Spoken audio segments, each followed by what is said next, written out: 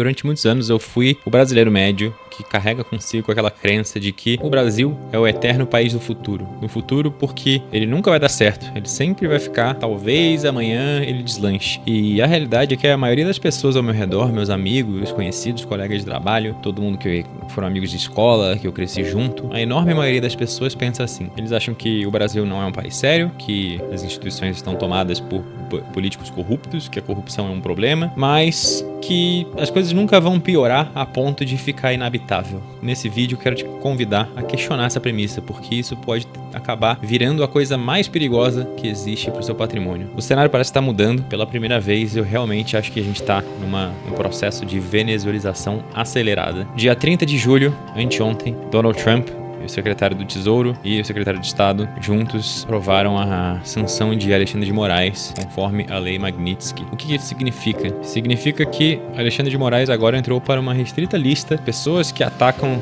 os direitos humanos e uma série de outros direitos constitucionais de cidadãos, e com isso está bloqueado de ser atendido por qualquer empresa que faça negócios nos Estados Unidos, que seja americana. Ou seja, Alexandre de Moraes não pode mais ter conta no Netflix, no Spotify, Google, na Amazon. Ele não pode mais usar programas da Microsoft em seu nome. Ele não pode mais ter conta no JP Morgan, no Bank of America, no Citibank e por aí vai. Mas são uma infinidade de bloqueios e sanções que fazem com que ele se torne uma espécie de persona não grata, e qualquer empresa que violar essa sanção, esse bloqueio, pode acabar respondendo primeiro com advertências, depois com multas pesadíssimas, por último acabar também sendo sancionada a própria empresa. Então o fato é que a enorme maioria das empresas respeitam e muito essa sanção. Isso pode ter implicações gravíssimas para o Brasil, não só para o Alexandre de Moraes e para quem está ali no poder e cuidando do STF ou em Brasília, no judiciário, no legislativo ou no executivo, mas sim para 200 milhões de brasileiros que não tem absolutamente nada a ver com isso. O confronto aqui agora não é político, não é apenas uma realidade econômica, e sim a gente está agora falando de possivelmente o início de um colapso societal no Brasil, aos moldes do que a gente observou ao longo da última década na Venezuela. De um lado você tem um dos maiores poderes globais, que é o dono do sistema financeiro global. Do outro, um sistema político corrupto, tá rasgando sim os direitos individuais dos cidadãos e que meio que assassinou o Estado Democrático de Direito nesse país, mas que vai tentar a todo custo se preservar e se proteger, e isso pode acabar gerando consequências drásticas para quem está abaixo, que é a população, ou eu, é você, etc. Como você faz para se posicionar nesse cenário de caos? Tem um caminho, então fica comigo até o final desse vídeo que eu vou te contar. Tendo estudado muitas e muitas horas de Olavo de Carvalho e do livros sobre poderes globalistas, sobre o comunismo e Foro de São Paulo, dá para ter uma boa noção de como essa instituição extremamente corrupta e perniciosa para o país se comporta, e como ela corroeu que nem traças outros países, a economia de outros países, como a Venezuela, como a Bolívia, como Cuba, etc. O Brasil só é uma economia maior, que até então não apresentou sinais de desgaste tão avançados, mas que sofre das mesmas mazelas que essa galera. E parece que agora a gente está com um problema cada vez mais grave. Eu já pesquisei bastante sobre o processo que foi a destruição da economia argentina, a destruição da economia venezuelana nas mãos do Foro de São Paulo, e eu admito que durante muitos e muitos anos eu continuei nutrindo a esperança de que não, o Brasil é diferente, o Brasil é muito mais robusto, tem muito mais livre mercado e é muito mais rico, e portanto ele vai sobreviver a essa desgraça que é o comunismo do Foro de São Paulo. Mas eu admito que eu estava errado. Me parece que a gente está chegando numa fase de aceleração exponencial do que a gente chama de a venezuelização do Brasil. Por quê? Essa sanção de Alexandre de Moraes pode ser o primeiro passo, sim, pode ser o pontapé inicial para um colapso muito mais profundo. Deixa eu explicar. Da mesma forma que essas empresas vão receber ordens vindo dos Estados Unidos para não prestar serviços e atender Alexandre de Moraes e as outras pessoas que eventualmente entrarem nessa lista de sanção, aqui, dentro da jurisdição brasileira, existem as leis brasileiras que podem estar sendo entortadas ou não. Se você for esquerdista, muito provavelmente você tem um probleminha na cabeça e acha que tá tudo certo e que nós somos um país soberano e que os Estados Unidos não deveria se meter aqui. Fato é que o que importa são os direitos dos cidadãos, se os cidadãos vêm sendo calados, perseguidos, censurados a todo momento. Mas eu não vou entrar nesse mérito, até porque eu não quero ser calado, perseguido e censurado. Aqui no Brasil temos regras. Quem faz se cumprir a lei, que quem dita também é o STF nesse momento, é o STF. Então ele legisla, ele faz cumprir, e ele manda prender se você não cumprir. Se eventualmente um banco resolve, eu tô dando um exemplo teórico aqui, se eventualmente um banco resolve fechar a conta de Alexandre de Moraes e ele fica irritado e dá uma canetada e manda abrir a conta e prestar o serviço, o que pode acontecer? O banco fica em dúvida. O que eu faço? Eu atendo a ordem de Trump ou eu atendo a ordem de Xandão? Não faço a menor ideia. Se eu atendo a ordem de Trump, Xandão pode mandar a Polícia Federal na casa do sócio do banco. Se eu atendo a ordem de Xandão, eventualmente o banco pode ser dilacerado porque pode ser expulso do SWIFT e ficar isolado do resto do mundo. Isso vai gerar uma insegurança jurídica tão gigantesca no Brasil que potencialmente muitas empresas vão mensurar o risco-retorno de atuar aqui e falar, cara, foda-se, eu não quero mais fazer parte dessa economia, não vale a pena pra mim. Ao mesmo tempo, toda essa insegurança jurídica vai acelerando a fuga de cérebro, a fuga de capital. Quem vai observando a deterioração do cenário econômico vai vendo menos perspectiva para criar seus filhos e viver em paz nesse país e, portanto, começa a procurar por alternativas. E quanto mais as pessoas que têm dinheiro, que têm capital intelectual e financeiro vão embora, mais o país afunda na lama, mais os déficits aumentam, mais a sanha arrecadatória do governo piora, mas o governo tem que calar a população que está se afogando em dívida por causa de impostos insuportáveis. E aí a gente vai numa espiral descendente rumo ao inferno do comunismo, como aconteceu em diversos outros países. E note que essa sanção pode ser apenas um estopim, um catalisador, que aconteceu em 2015, exatamente a mesma coisa quando Nicolás Maduro foi sancionado pelo Barack Obama. E isso foi até hoje usado como uma justificativa para o colapso econômico venezuelano. Agora, vamos ser honestos, a Venezuela em 2015 as sanções ocorreram pela primeira vez. Na verdade tinham acontecido sanções antes, em 2008, mas era referente a algumas pessoas que estavam ligadas ao narcotráfico. Nicolás Maduro de fato foi sancionado em 2015. Até hoje, muitos esquerdistas e até o próprio governo venezuelano justifica a falha e a destruição da economia venezuelana por conta das sanções norte-americanas, do imperialismo e blá blá blá. Em 2015, 2014, a Venezuela já vinha numa crise econômica muito mais severa, com inflação muito mais alta que o Brasil, isso é verdade, eu preciso admitir, mas as sanções foram como jogar querosene num início de incêndio. E pode ser que aqui a mesma coisa aconteça. Como eu dei o exemplo do banco, pode ser, pense em diversos outros aspectos em que essa insegurança jurídica e sem saber qual chefe você obedece pode fazer com que as empresas eventualmente tomem uma decisão errada, sejam removidas do SWIFT, façam com que a gente se feche e se isole cada vez mais da economia global. Isso pode levar a colapsos bancários, corrida bancária, hiperinflação e uma série de outros problemas muito mais graves. Eu acabei de gravar, há poucas horas atrás, um episódio do podcast com o Maurício de Bartolomeu, que é venezuelano e é co-founder e CSO da Ledn. A Ledn, para quem não sabe, é a maior empresa de empréstimos colateralizados em Bitcoin do mundo, canadense. Já gerou mais de 9 bilhões, já originou mais de 9 bi de dólares de empréstimos lastreados em Bitcoin e vem crescendo cada vez mais. Maurício, antes de ser cofundador da Ledn, já foi um jovem venezuelano de classe média que tinha esperanças e nutria esperanças de que o país fosse sair da lama, até o momento em que atravessou-se um ponto de não retorno e ele viu que ele tinha que fugir dali. A história do Maurício é completamente fascinante e de deixar as pessoas de queixo caído, porque vocês vão ver, o episódio vai sair daqui a mais ou menos uma semana, mas em resumo, ele encontrou no Bitcoin a salvação para a família dele.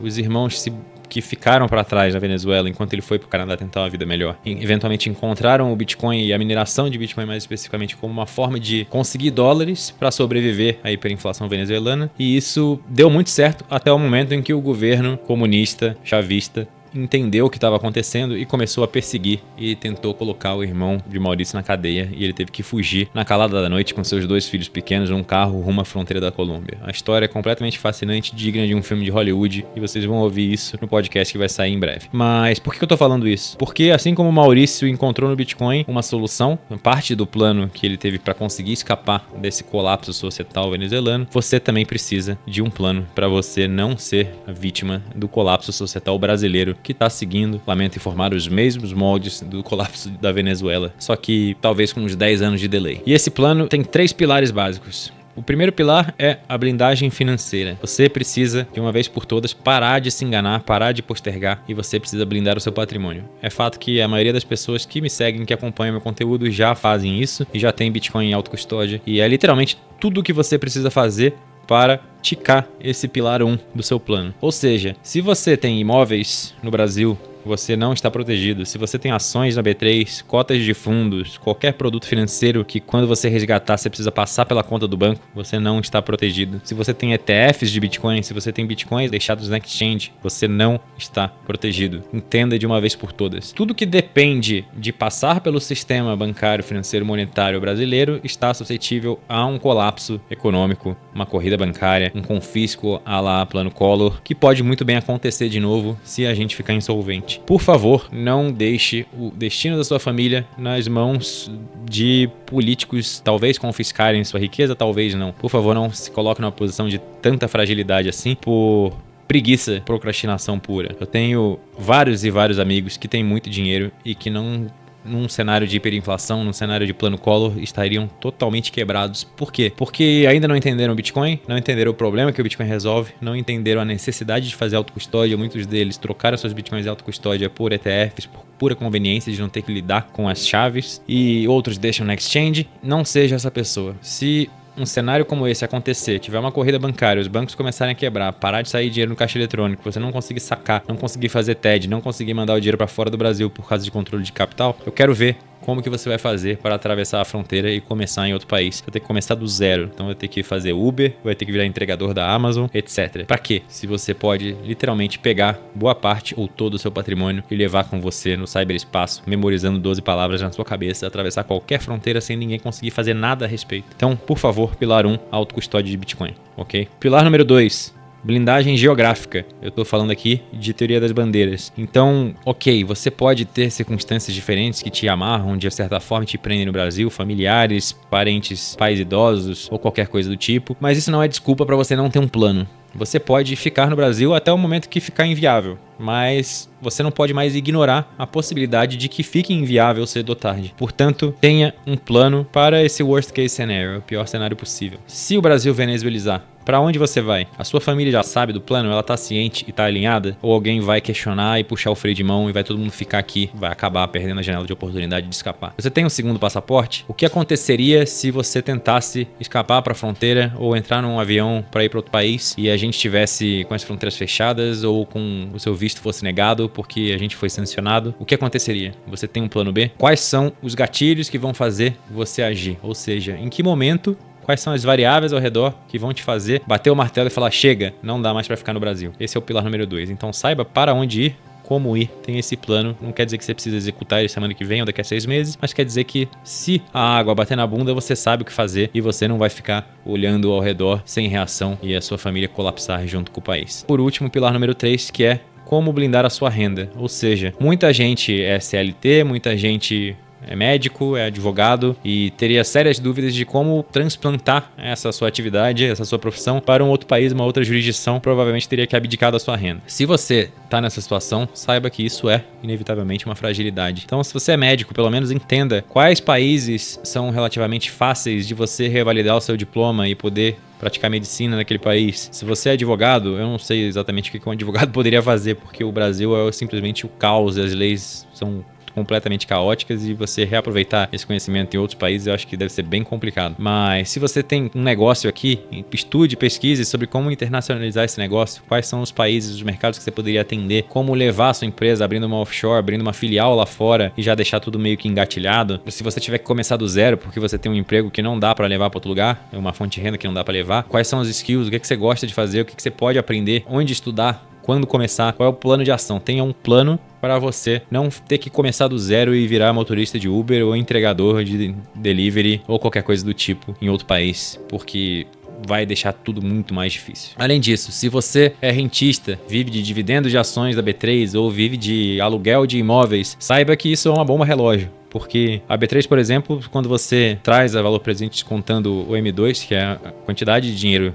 em circulação na economia, a gente está nos mesmos patamares de preço de 1994. 30 anos atrás. Imóveis. Eu já falei aqui algumas vezes sobre como imóveis são uma péssima reserva de valor ultimamente e não são um bom investimento comparado ao Bitcoin. Bitcoin é infinitamente superior. Se você acha que os imóveis vão continuar se valorizando eternamente no Brasil, você está muito enganado. Eles podem até continuar se valorizando em termos nominais, porque o dinheiro só vai se tornar cada vez mais abundante e, portanto, cada vez mais desvalorizado, e aí tudo sobe em termos nominais. Mas se você medir o valor do seu imóvel em barris de petróleo, quilos de carne ou qualquer outra coisa, saiba que é muito provável que os imóveis não continuem se valorizando. Por quê? Porque vai ter fuga de capital, vai ter fuga de cérebros, as pessoas mais qualificadas desse país vão embora e vão levar consigo seu patrimônio, ninguém vai ter dinheiro para comprar imóvel. O crédito deve enxugar, se a gente tiver menos acesso ao sistema monetário global, muito provavelmente vai ter menos dinheiro para ser emprestado aqui. Num colapso, o nível de pessimismo com relação ao futuro aumenta, a preferência temporal das pessoas aumenta expressivamente, todo mundo fica mais semelhante a animais que estão tentando apenas sobreviver. Você não consegue pensar em daqui a 5 anos, 10 anos, 20 anos, você só consegue pensar em sobreviver essa semana ou até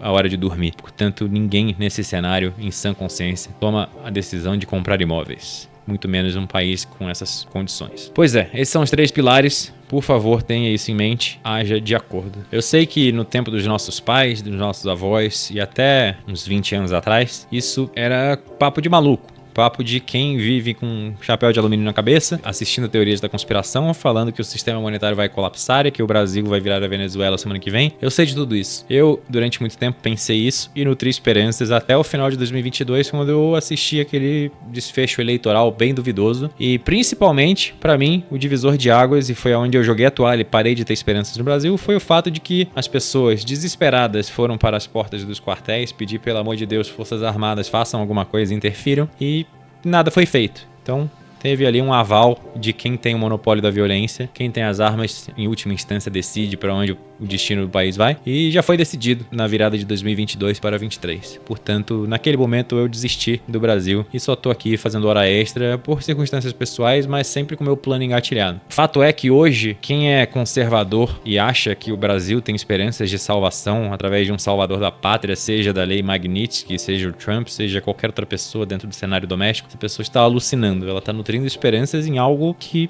não é factível, não é provável, nem um pouco. Um milagre pode acontecer? Lógico que pode. O que poderia ser esse milagre? A gente pode observar como consequência direta dessa sanção de Alexandre de Moraes um isolamento dele dentro dos poderes ali, executivo, judiciário e legislativo, um eventual impeachment e um restabelecimento de um certo nível de lei e ordem, o que eu duvido demais por entender muito bem a agenda do Foro de São Paulo. Então, não tenha esse como seu cenário base, muito menos dependa desse cenário para que a sua família possa viver em paz nesse país, por favor. Em resumo, se você colocar todas as suas fichas no Brasil, não virar Venezuela, você está tomando riscos que muito provavelmente você desconhece, e são assim riscos equivalentes a você abrir alavancagem de 100 vezes no Bitcoin e achar que vai ficar tudo bem. Não vai. O mais provável é que você se estrupie e se arrependa amargamente por o resto dos seus dias por ter tomado uma decisão tão leviana e tão irresponsável. O maior risco, eu repito aqui, é você não ter um plano de fuga. Então, recapitulando, 3 pilares. Primeiro pilar, blindagem patrimonial. Segundo pilar, blindagem geográfica. Saiba para onde ir e como ir, e tem esse plano já traçado e alinhado com seus familiares para que na hora H todo mundo esteja sincronizado. E por último, o terceiro pilar é o pilar da renda. Saiba como que você vai fazer ao chegar nesse outro país para ganhar dinheiro. Simples assim. Portanto, agora você já tem o mapa e você só pode ficar refém dessa instabilidade se você quiser. É opcional. Agora, se você ainda precisa de ajuda para saber exatamente como blindar o seu patrimônio, porque você deixa Bitcoin na exchange, porque você compra ETF, porque você não faz autocustódia do jeito certo, ou você não entende o Bitcoin, eu vou deixar o link aqui do meu curso de treinamento completo, Bitcoin Exit Plan. Lá você tem tudo esmiuçado, mastigadinho, bonitinho, em ordem cronológica, tudo que você precisa para atender o seu pilar número 1 da blindagem patrimonial. Zero desculpas daqui em diante. E se você quiser traçar o seu plano referente ao pilar número 2 e se aprofundar em como fazer a sua blindagem geográfica, saber para quais países você poderia fugir se o Brasil venezuelizar, aonde você consegue um visto mais fácil com menos burocracia, onde você paga menos imposto, quais jurisdições são mais Bitcoin friendly, onde é mais fácil de importar a sua família estendida, etc. Para tudo isso, eu gravei um episódio do Better Money Podcast com o Francisco Litvai, da CETI, um dos maiores especialistas do Brasil em teoria das bandeiras. Ele compartilhou nessa conversa insights muito valiosos sobre quais países têm os melhores regimes fiscais e como você pode escolher o seu destino de acordo com os seus critérios de decisão. Para assistir, basta clicar na thumbnail que está aqui na sua tela agora. Não espere pelo caos. Se prepare, por favor, se prepare agora.